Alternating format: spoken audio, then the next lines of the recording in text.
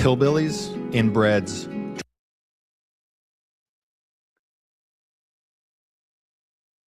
Yes, sir. Yes, sir. Y'all gonna come on up in here.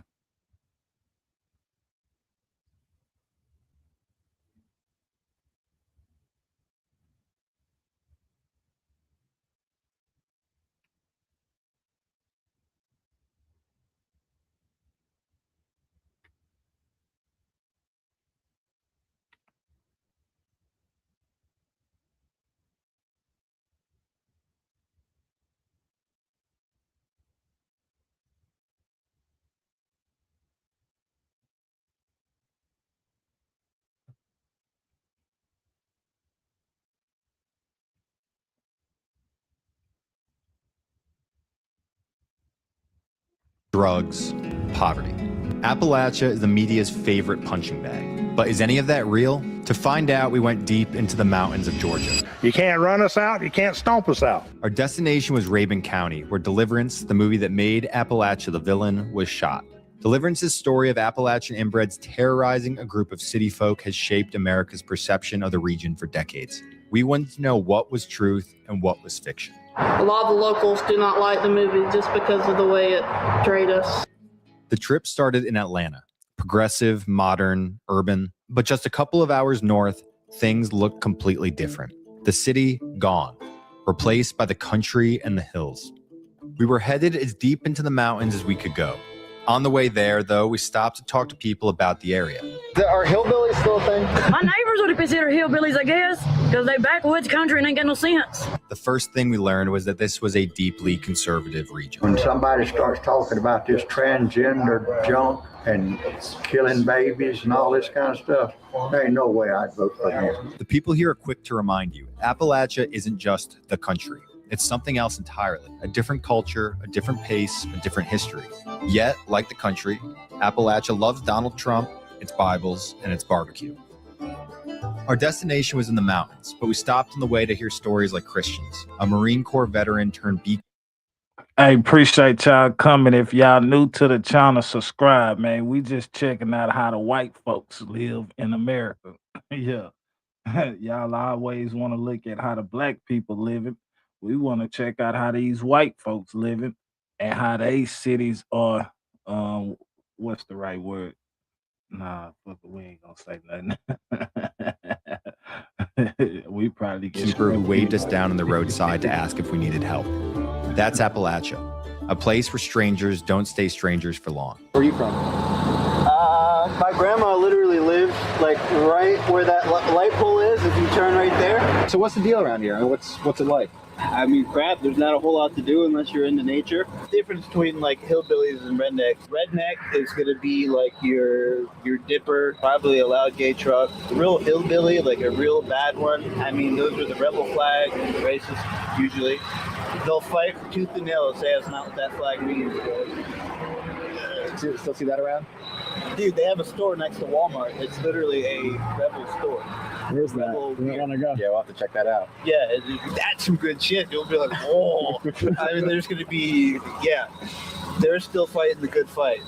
They think the South will rise again or something, dude. I don't know. Forget the Confederacy. Tradition is alive here in many ways. Many towns have markets like this where people from the mountains come to trade stories, sell what they've made, and share a little of what they know. This and other traditions remain more intact in Appalachia than just about anywhere else in the country. I was raised in the Tennessee mountains, and when I moved up here, my wife's parents, they lived up here. Where you were raised, were there paved roads, electricity? No. I thought we were rich because we had a two-seater outhouse. Past Atlanta, then you're in the South. But up here, no. How's it different? The people, their attitudes and stuff, and you can tell by the way Hey, they make sure y'all actually tap the like act. button, man. Like, you Tap get the down like into button. If Atlanta, you're new to everybody the thinks channel, our shit subscribe, don't man. We stink. just checking out how And these me, white folks I don't living. care. I've had people How they in Atlanta cities try to have hijack me demolished. on my other truck, and I carry a 45 right on my damn seat. One black guy came up and said, "Get out of the truck, we're taking it." And I just took my pistol. Hey, look, I'm glad I'm watching this because this shit is educating me on how the white folks not having a bunch of kids no more. You know what I'm saying? Like, back then they was having a bunch of kids like shit back in the 70s and the 80s. So shit, them motherfuckers was able to form. Yeah, they was able to form, you know what I'm saying? And then, the shit that they had back then was manual.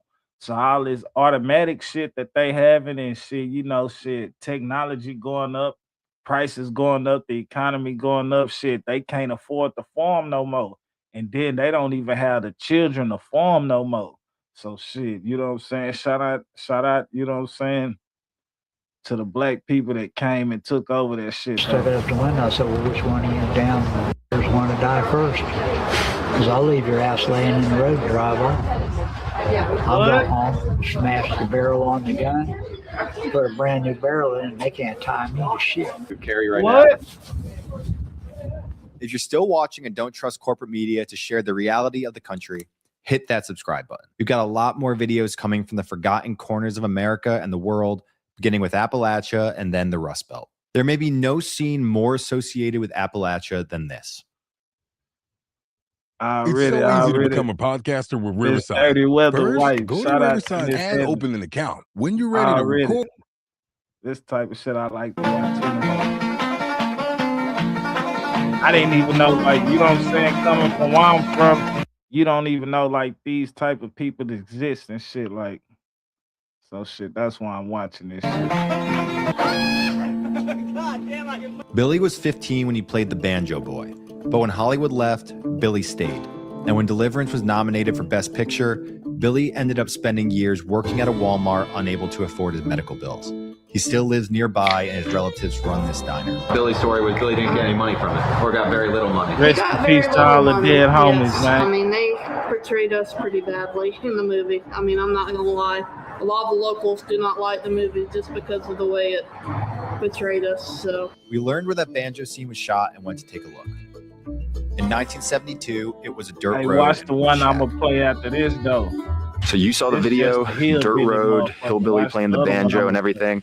This is it right now. Obviously, a lot different. Now, that being said, though, this is still a remote and rugged area. We'll take a walk over here where there's some houses that kind of capture that. There's like a dozen dogs just came running off this property over there, and there's something going on. We're gonna go take a look. There's another one, dude. How many dogs do we have? Another one. Oh my God. Yeah, cuz. Oh. I'm just showing, you know what I'm saying? You know, we show so much stuff about us, you know what I'm saying? I want to show stuff about, different races and shit, you know what I'm saying? So we can take the light off of, you know what I'm saying, the shit that we got going on and put the light on the shit that the white folks got going on, you know what I'm saying? That's all I'm doing. I want to talk shit and make fun about these motherfuckers. I'm tired of talking about my House people. up, we met this girl. What's up? Hey. What you guys got? 12. 12? Wow. Yeah, we got more up at the Wives house. got what's up? What? She told us that if we really wanted to understand Appalachia, we needed to go deeper. But she warned us, be careful. Moments before we had talked to her, her neighbor came down with a gun. Y'all stick and around and watch shoot some of all this her shit, dogs. bro. There's some crazy people on this road, just letting y'all know. Don't trust him. He just threatened to shoot my dogs because his dogs ran after my dogs. Most people around here have guns? He had one in his hand just a couple minutes ago. The guy that came running down here yelling. Yeah, I was yelling at him back because he threatened to shoot my dogs, which he's already shot one of my dogs. This one, he shot it with something, and it was right beside her heart. You shot that little dog right there? Yeah. What the? And she's my baby, for sure. And we've had problems with him. He's stolen stuff from us before.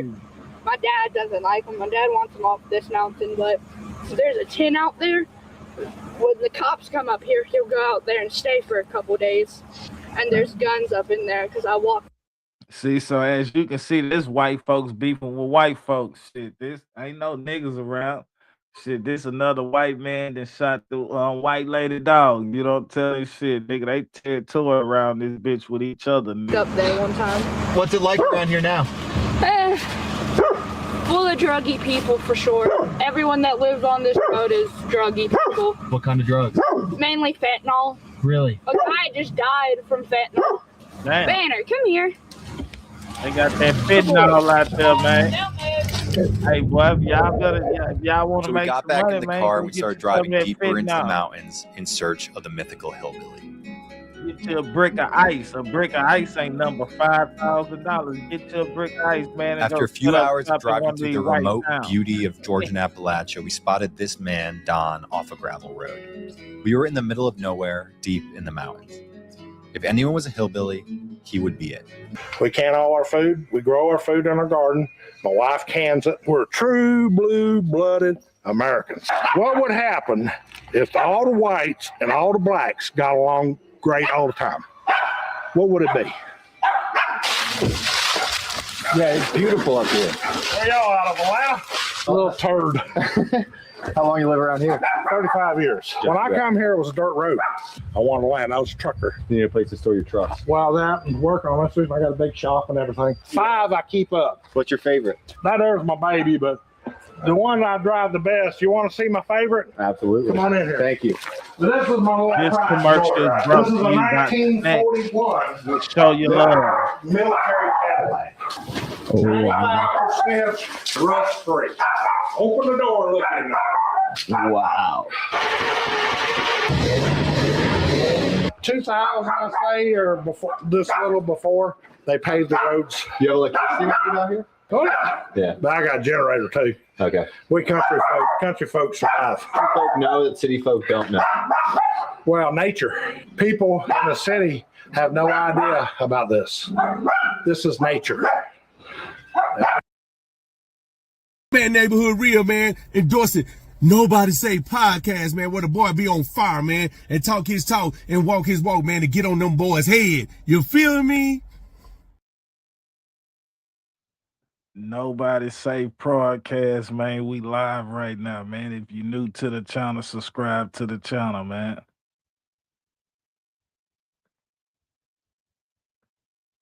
Well, it just don't stop.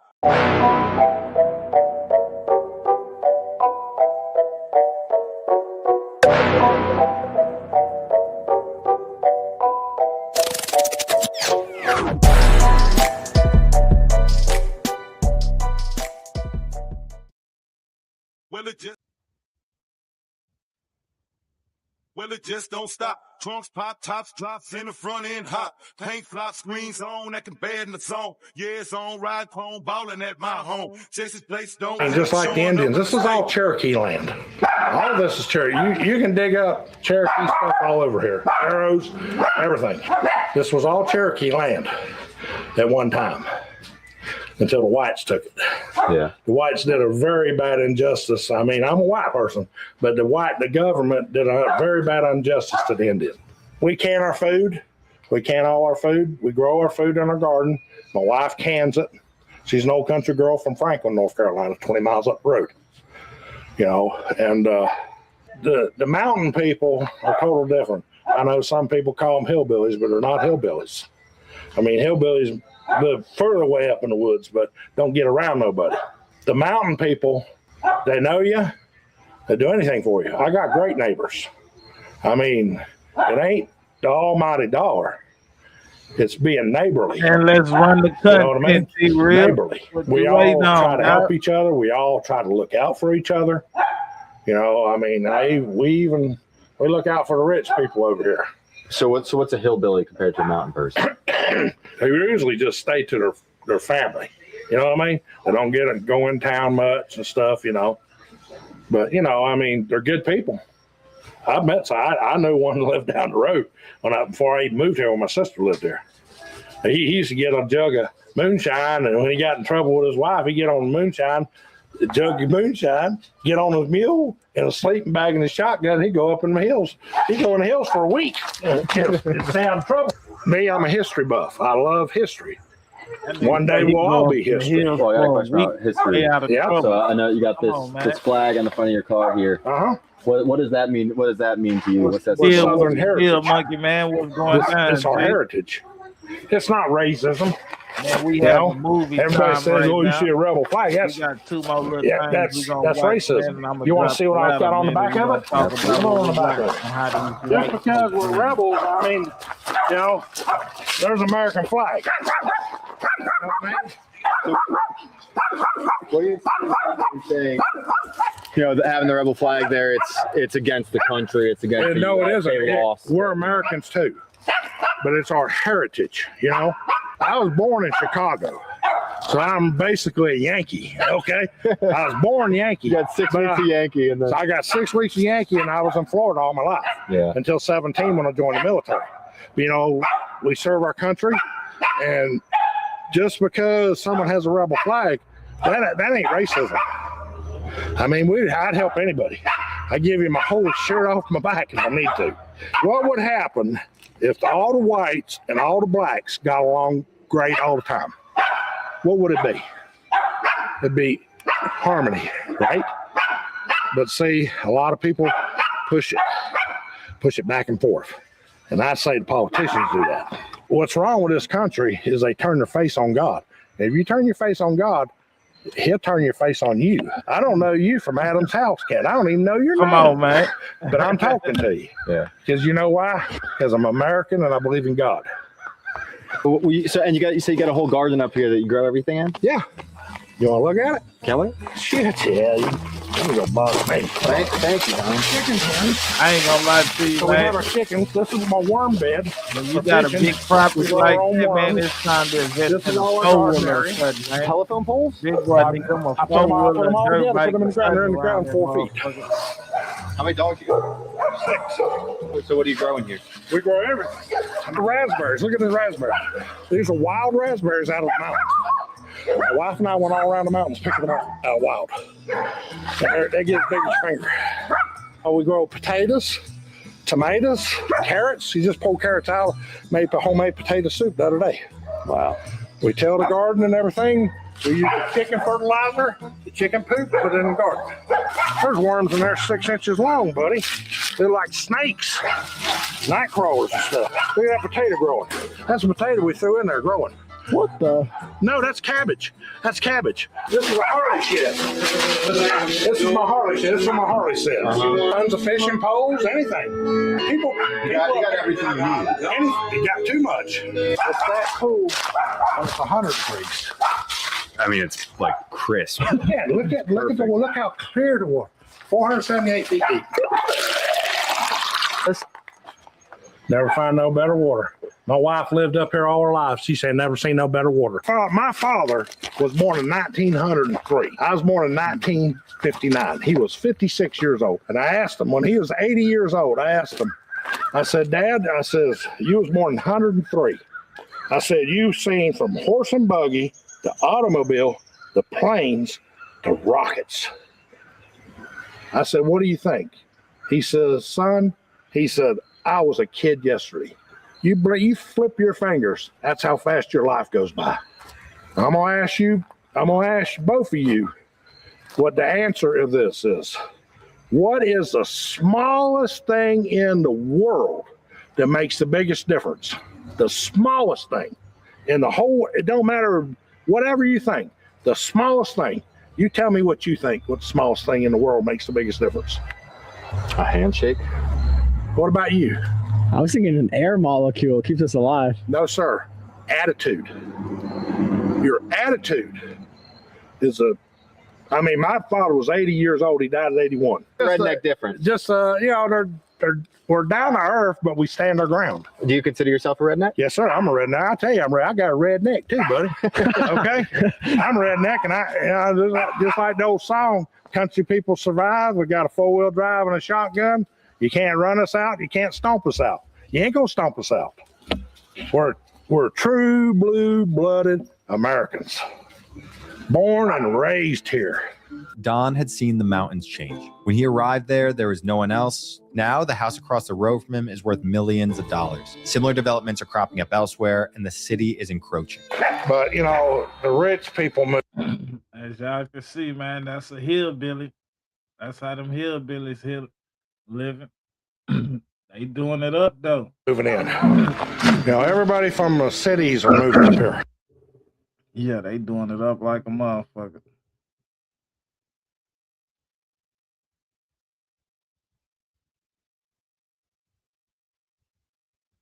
All right, let me go back to what I need to go back to. So I can get the shit.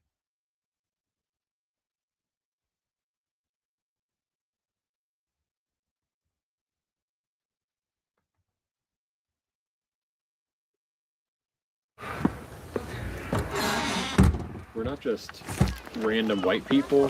We're people who all had an interest in this. There's already that really strong bond beyond just our universal shared heritage with, any other white person would have the same, but we're kind of from the same community online, largely. In the mountains of Arkansas, a former French horn player in a Chinese orchestra is building a town with no blacks, Jews, Indians, Mexicans, or gays.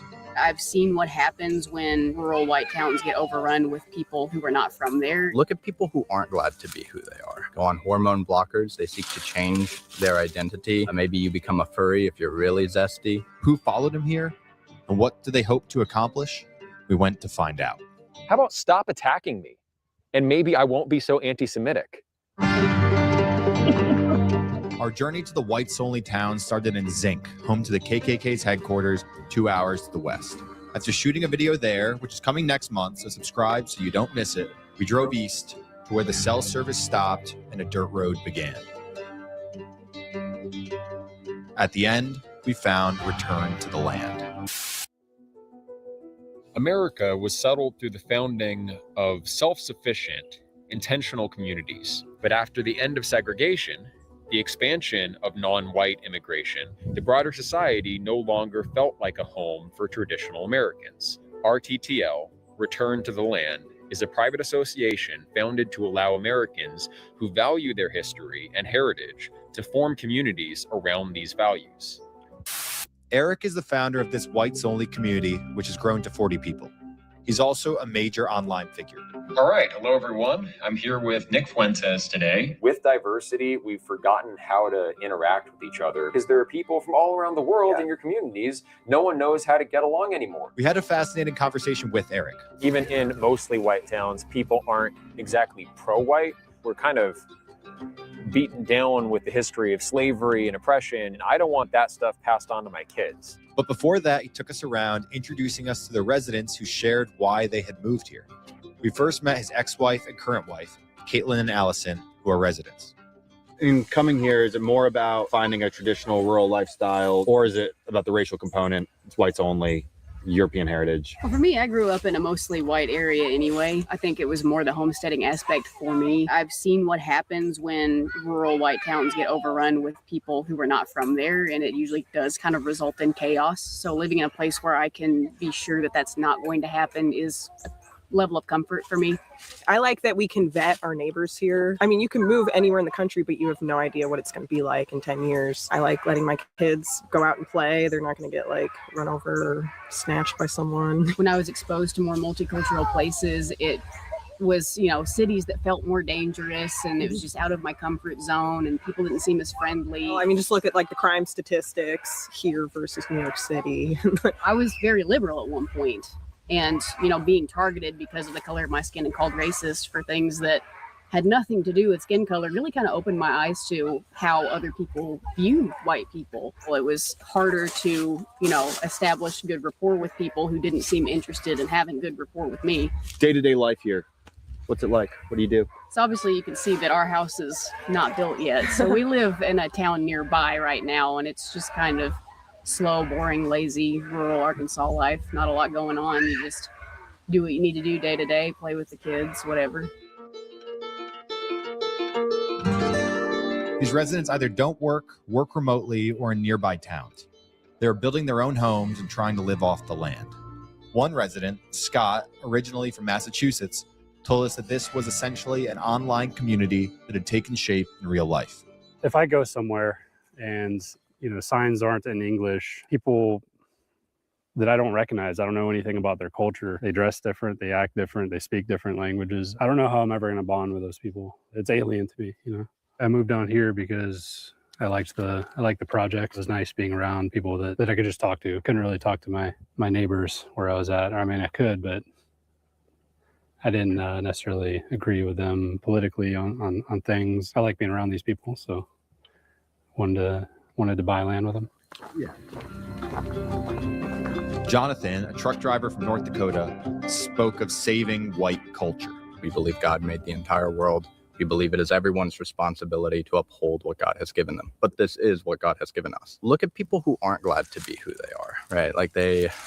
go on hormone blockers. They seek to change their identity. Maybe you become a furry if you're really zesty. I wish that they had been taught to love themselves as how God created them, to embrace themselves, not taught that they were the enemy of every story. Oh, everything about you, like all of your immutable characteristics come from people who are evil and committed these genocides. And did you ever study the Crusades? Don't forget the Salem witch trials. And it's like, mate, like I can't change who I am or how I was born. You know, one thing you hear is like, you know, it'd be un-American to punish people for the sins of their fathers, right?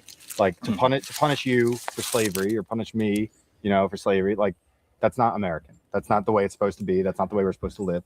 Yet, on the other hand, to elevate ourselves because of our heritage, because of, say, what white people accomplish, you know, because of Mozart and Bach, would that not just be the other side of the same coin? I will disagree on that point, because Beethoven and Bach are way better than like Diddy and Pac. It's not because it's like, oh, I am better because some German produced a great piece of music 300 years ago. I don't think anyone thinks that way. Like if you say that these things are equal, these cultures have produced an equal product and effect over the course of 300 years, I know you're lying, and even you know you're lying. I'd say most sensible people wouldn't say, you know, that like Nicki Minaj and Beethoven are comparable, right? I'd say like take like your kind of middle of the road conservative American. I think that they probably think that they're like, obviously Beethoven is better than Nicki Minaj. Obviously there's, you know, Bach is better than Tupac. Do you think that's true when they're playing like Nicki Minaj and rap music at Republican rallies?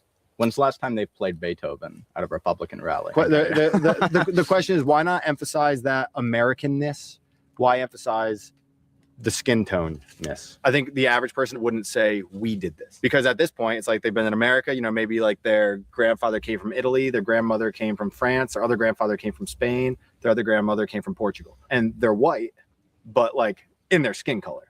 And beyond the skin color, there's not much there to link them to a civilization, to a white culture, to white achievement. It's just that they happen to be born like this. Well, the question is, what is under attack? We are able to observe attacks on our people. We are justified in feeling a little bit of like by proxy attack. When they tear down the 5th, the 4th, the 18th statue of one of our ancestors, they're actually symbolically attacking us as a people. We feel attacked, our women feel attacked, our children feel attacked, and it takes us men to actually say it out loud. If I go to Memphis, Tennessee and walk around in Orange Mound, like I will be attacked, and for no other purpose than I'm the wrong person that wasn't supposed to be there.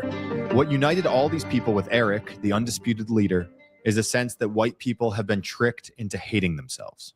Millions of young Americans, if they could choose, would eliminate their own race. They would intentionally not have white children so that their race, their skin color, they think, will not be perpetuated. If that's the ideology that you've accepted, that being white is bad itself, being who you are, what you were born as is bad, then what's your self-concept going to be? Eric is a classically trained musician who performed with Shen Yun, the Chinese dance troupe you've seen advertised in your city. He says classical music helped push him toward white nationalism. What was your path from being a musical performer with the Chinese ballet troupe to being here running a whites-only community? So obviously I didn't have the exact same beliefs back then. Also, I still wanted to make it in the classical music world. So from that perspective, a job's a job. It was mostly conversations online, becoming more familiar with crime statistics, racial IQ differences, scientific study of human differences persuaded me that this isn't something that can just be overridden by a little bit of liberalism and equality and government programs. We will always have these long-lasting, deep differences between different peoples. Instead of structuring society as if that was not the case, we should probably structure society and make choices based on that reality. How would you like to see our society structured differently from the way it currently is as a whole? I think it can actually be more pluralistic and more successful. I think more power should be given to local communities, whether they be homogeneous like ours, or whether they're more integrated racially, culturally, etc.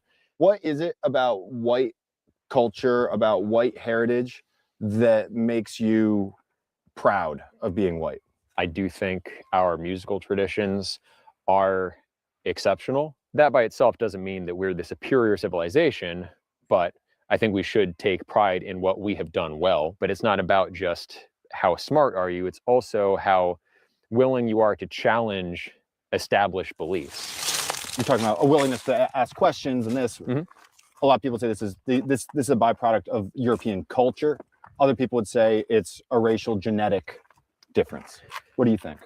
I would say there's a feedback cycle between the culture of a people and who they are genetically. During the medieval period, criminals were executed at really, really high rates. And so those problematic genes that were more prone to violence and theft and things like that, they were kind of weeded out of our population. And that didn't happen equally around the globe. Also, what is celebrated? If you celebrate individuality and individual accomplishment, then in the sexual marketplace, different things will be valued and sought after. Speaking of the sexual marketplace, in a past life, Eric made porn, something he attributed to a nihilist phase. Those videos were out there. It's regrettable that I ever engaged in that behavior. I wasn't a Christian at the time. Actually, I was a self-described moral nihilist. Most people rely on their common sense. You know, I've always kind of relied on my beliefs. Man, and this at the time, shit I crazy, believed dog. in moral nihilism. That's the hazard. If you are like too intellectual, you Nigga said, I abstract wasn't a things. Christian I then. converted to Christianity, left that behind me, and it was more than 10 years ago now. So it is what it is. Eric now identifies as Christian, but a kind of nihilism remains. He believes America's culture and economy are collapsing, that there's a conspiracy to make whites hate themselves, and that politics won't fix it. What do you think about Nick Fuentes? Do you think he's the highest profile figure who kind of aligns with your views, or where does he fit into the way you see things? You're looking at me like I have three heads. All I'm saying is minorities are really obnoxious. I align with a lot of his perspectives. Ideologically, I would say we're mostly aligned. So apparently I am now dead to Nick Fuentes. This is because I privately DM'd him asking for clarification on his stance on birthright citizenship. If you have citizenship, if you were born in this country, this is your birthright. I wanted clarification from Nick before I defended him publicly. Eric Arval is DMing me saying, "Are you against birthright citizenship?" in DMs. Really? You're dead to me. I'm very pessimistic that they could ever achieve meaningful change from the top down. And with people like Nick Fuentes leading the Republican Party in the future, you're not going to have a lot of non-white people in the Republican Party being very enthusiastic about it, because it'll be seen as the party of white people, because Nick Fuentes identifies as pro-white. He says the country should be normatively white. Would I personally prefer that?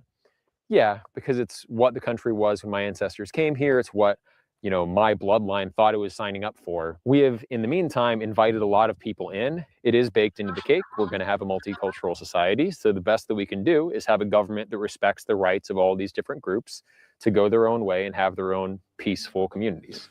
Eric's answer is to create a separate world and let the rest go its own way. To avoid anti-discrimination lawsuits, the community is structured as a private club where members apply and get a plot of land if accepted. Return to the Land is our private membership association, and that exists for people of European heritage who want to preserve that heritage through intentional communities. We chose to do an LLC, and then all of the residents here, they buy shares in that company. So we all collectively own the land together through that company. Getting into the PMA, that is Return to the Land itself, is relatively straightforward and easy. You fill out the application, you do an interview, and then you sign an agreement and you're in, and then you're in our chats online. You can organize with people. If you wanted to buy into this community, you would have to come down here, spend a couple of days with us, get to know us, and then the members collectively would kind of make that call. Do we want this person in the community or not? I think the acceptance rate is something like 50%. Eric is explicitly not a segregationist, and he doesn't call for removing minorities from America. So I don't think that segregation should be forced, and I don't think that integration should be forced. Which is to say the way it was in the South, say 60 years ago. That was government enforced segregation in many cases. And I don't think that's not the role of the government, in my opinion. Rather, he's just given up on integration and says societies are better off living in their own bubbles. I actually believe in the literal sense of multiculturalism. Different cultural groups can coexist in one political framework, and there are many historical examples of that. Assimilate into what? as well. What is the overarching American culture that people are supposed to join? We don't have a national language or religion. We have always been multicultural. I think it's in keeping with our tradition of being tolerant and free as a society that we can embrace different communities going their own way. While critics say Return to the Land is anti-Black, its founders are far more focused on Jews. Eric and his co-founders' X accounts are filled with posts alleging that Jews control the U.S. and are responsible for the anti-white agenda.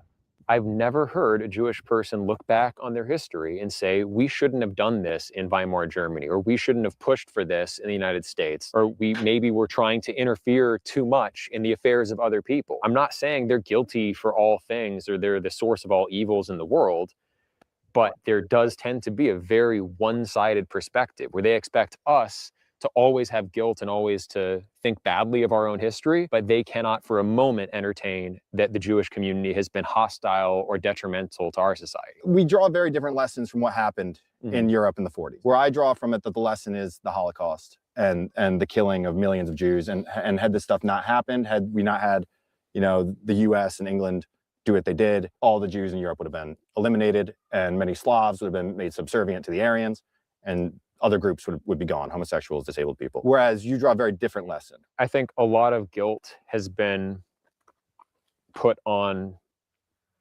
the Germans in the middle of the century. I think a lot of the kind of fantastical fears of what the Nazis would have done if we didn't intervene are unfounded. The Jewish community, they don't want me or anyone else alleging crimes on their part, but they're perfectly comfortable alleging every ill motive in the book onto the Nazis. I think a lot of it is motivated by wartime propaganda because the victors write the histories. I have no intention of ever attacking a Jewish group. On the other hand, Jewish groups have condemned us. Jewish journalists have written hit pieces on us. We're minding our own business. I've done nothing to these people. So if they are afraid of me being anti-Semitic, how about stop attacking me? And maybe I won't be so anti-Semitic. On the one hand, Return to the Land is minding its own business in a remote community deep in the Ozarks. Yet on the other, Eric is a major online figure who leads a movement that blames Jews for what he says is the plight of the white race in the U.S. today. His language is reminiscent of the stab in the back theory, which blamed the Jews for Germany's loss in World War I and led to the Nazis' rise. Regardless, though, Eric's focus is not on World War II or the 1930s. It's on the future, where he hopes to build a place in the Ozarks that preserves white culture for his children's generation. You're envisioning, based on everything I've read on your website and everything, that this will be the first of numerous communities like this. Right. So what's your vision for Return to the Land 5 years, 10 years, 20 years from now? Well, we're not a political organization. We're not seeking political. 2 drops of groundhog oil will cure the inner ear infection, and it will do it in less than 10 minutes. And y'all really should go up the holler. Could you show us? Yeah. Could we go now? Yeah. How far is it? It's not far at all. All right. Let's If do you it. want to ride? Yeah, I'm game. Nigga say I'm What's that, game. by the way? He said you want to ride, I'm game. Watch all these hills. If I go straight up the hill right back yonder, I come out where I'm living now. The little stores got shut down. We are in the holler. You are going up the holler. But yeah, my old man would get mad at me and run me off. First time I was 12, I came right here, home away from home. You got your Trump back hat. Yeah. Do you think he's doing a good job? The Appalachian Mountain Man is a dying breed. Whether from development, technology, drugs, or poverty, the traditional Appalachian lifestyle is under threat. We wanted to know how much of it remained, so we set off into the mountains of Kentucky, where we found a man who embodies it like none other. I mean, in my lifetime, I've had 7 encounters with bears. Now, until we met Deli, it seemed like there were no mountain men left. Instead, we met people like these, Amish settlers who had moved to Kentucky from the north. Now my wife, no, she wants 16. What do you have her now? 11. As we drove deeper into the hills, we met former tobacco farmers. Tobacco thing of the peg. Are y'all both from this area originally? Yeah, I am. Yeah, he is too. Wow. How's it changed in your guys' lifetime? Changed quite a bit. Moving in. Really? From where? Even here in the sticks are tourists and transplants, though. That Like boy this say man. tourists. When did you move here? That boy say 2019. They tourists. really accepted me. They've accepted me. This Yankee. There's richer parts of Kentucky. So people, they make do with what they can over here. This was all the real Appalachia too, but a root-picking, living off the grid mountain man, we were starting to think we may not find him. But then, in a remote town, a man directed us into the woods. Go 52, hit 52. You run in 52. One of them take you to Baileyville, other one take you to Irvin. You make a left. At the fork. At the fork. You go down there about 3 or 4 miles, hey buddy. We followed his instructions and ended up deep in the middle of a forest, well out of cell service.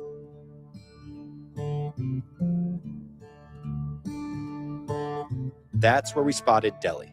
Snakes, coyotes, bear. I probably had more encounters with bears than anybody around here. I mean, in my lifetime, I've had 7 encounters with bears. And you just can't fear them. And I growed up on a self-sufficient farm. We growed our own food. We made our own cornmeal. We raised our own hogs. You know, made our own sausage, hams, cured them. Is anyone self-sufficient now? They might be some here and there that ain't really known about. To me, it's dead compared to what it was when I growed up.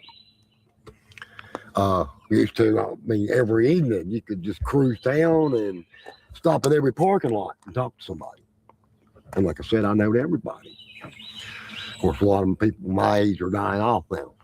Well, you're not that old. No, but they, you know, there's a lot of dope problems come into this town. It's killed a lot of people. What kind of dope? The meth, the heroin. It's killed a lot of people. Fentanyl. I mean, I buried a lot of good friends. I'm only 46. Why do you think drugs hit this area so hard? I'm not sure. I wish I did. Because, I mean, knowing that might could solve the problem. Yeah. But, and I do a lot of walking. My car's broke down, and I walk all the way to Irvin. How far is that from here? 11 miles. You walk there? Yeah. 2 hours, 45 minutes. I was going to ask, what do people do for groceries? Is that the town? Is that where they have a grocery Irvin, store? Yes. Irvin, up here, it's on Stanton also. So you said there's a hauler around here. Yes. Lots of haulers. So for someone who's never been or doesn't know what a hauler is, what is a hauler? A hauler lies in between 2 or 3 or 4 mountains, you know. It's the valley in between. And like I said, I was born and raised there. And I can walk up that road and I know exactly where to go and shoot up the hill to come out over on Highway 213 or right here, you know. I know where I'm coming out when I go over that hill and get to Fitchburg. And y'all really should go up the holler. There's a Could you show us? Yeah. Can we go now? Yeah. How far is it? It's not far at all. All right. Let's If do you it. want to ride? Yeah, I'm game. All do right, it. man. What's We up, can film some gang? stuff. What's your name, by the way? Deli. Deli. That's right. All right. Deli Schuler. Bet. All right. So yeah, where are we going here?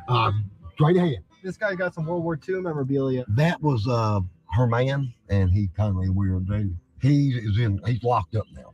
He escaped, and they run him for about a week. They gave him 30 years. Yeah, there we go. Woo! Get a little air.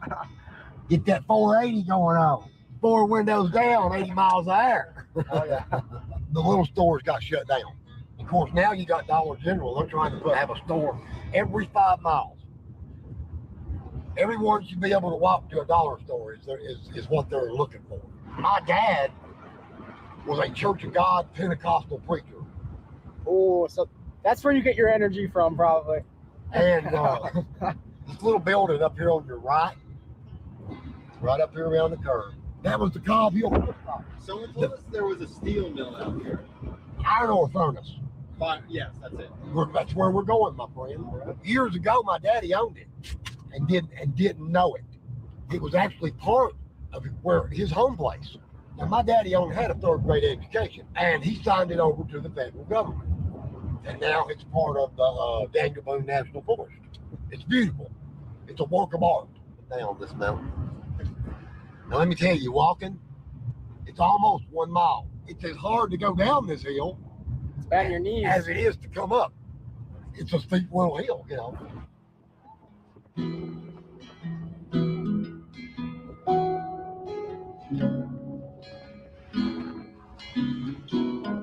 I'm gonna tell you. Let's hear it. I miss home. Nobody loved that piece of land no more than me, except for one. And that was the man I was named after, my father. See, my daddy was 62 when he had me. Mama was 22. I was the oldest of his second family. So are we in the holler right now? We are in the holler. You are going up the holler. So this is a one-way road, right? Yes, it dead ends, unless you have a horse or a dirt bike or a four-wheeler. A woman died at 80. She was fixing to turn 80 when she died. That's been about 3-4 years ago. Your sister. I got nephews and nieces that are over there. Going back in the day, growing up, people say, "That's your grandpa?" No, dude, that's my dad. There was over 3,000 people from there on up these hollers. You can walk through the woods still today and find a little bit of ruins of old homes and stuff, So there are thousands of people who lived in here, and then now it's really thinned out. Oh yeah. But now you have people coming back, people with money and whatnot, moving back in here. Right. This wasn't operational very long. Yeah. But this is one of the biggest iron ore furnaces of that time. It's huge. Oh yeah. You ever climb up it? I have been on top. I actually even made love on top to a girl. Oh man, come on, man. They came in, and I'll show you right up here. There was a spot right over here next to this one hole and the story was a moonshiner dynamited it. Well, years later, I found out the rest of the story. My dad signed this over to the government. My dad was raised right over yonder on the hill.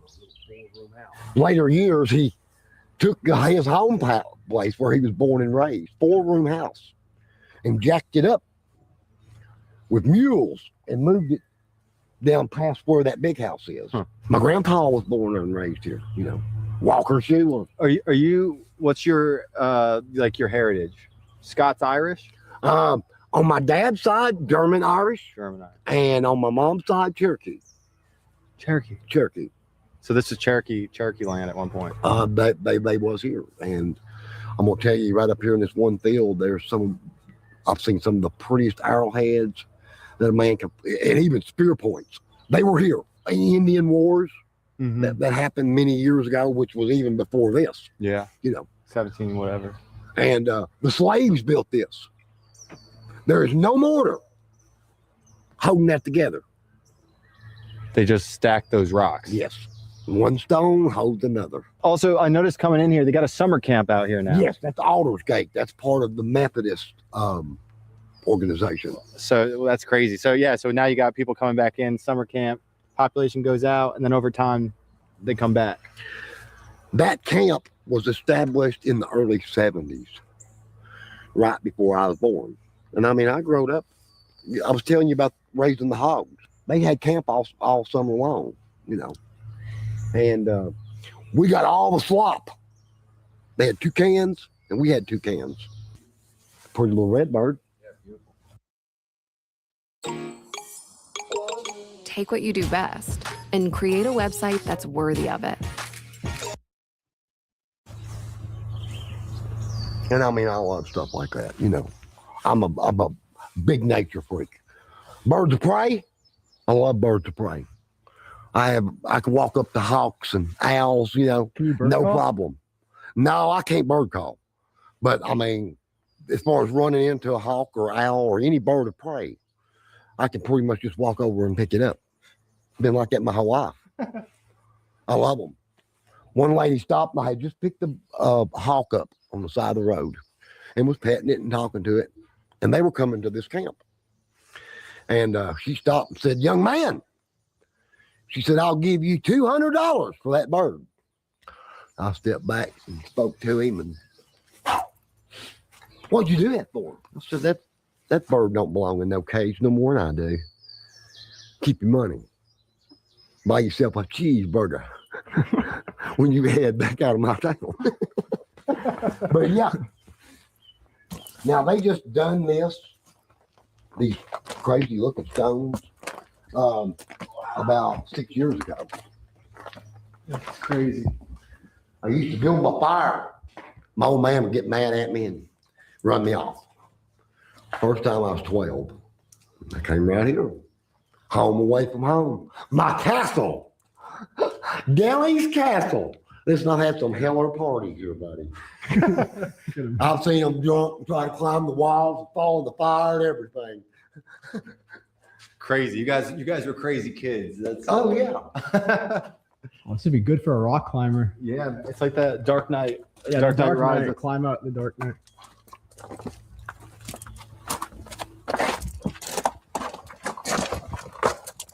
Now, this was part of the charcoal house, and it's been buried for years. You're like a And- you're like a and proper tour guide. You should be doing Right. this for a. Right. for the My government. buddy's been telling me for the last 2 months, dude, you need to do a TikTok. You know, dude, you got to have the equipment and stuff. I said, I'm a poor man right now. I'm lucky to eat sometimes, you know. And I said, you want to see me do it? Back me. Trust me, I'll get it done. One lady told me, she said, Deli, just Well, that goddamn dope motherfucker. you know, man. going through life, what you do, That and goddamn the dope jobs that you motherfucker. do, and the crazy things you run into just out traveling. You know, I might be walking along and a deer will walk right up to me. Shit, it seem like everybody we done watched, goddamn it, they on that goddamn dope, man. They dope a motherfucker, man. These white folks full of that goddamn dope, man. And I love it. I love it. If you've never had that happen, man, you're missing out. Back in the winter, I was walking. It's cold, but it's beautiful. You know, it's just so beautiful and white. And a little doe just walked up to me like she'd known me forever. I petted her, talked to her, and went on about my way. Most people be scared to death, you know. Yeah. No fear. You got a great attitude, man. And more people have that attitude. You know, they wouldn't be so stressed and anxious. I mean, and you depressed. know, I'm all about peace and love and about helping people. And it kills me to see the way the world is today. It does. I noticed your hat. You got your Trump back. No college. He was in college and he didn't even get no he didn't graduate. No, he not even smart enough, because you know if you don't graduate, you go to a community college. Around 2011. Okay. That's about right.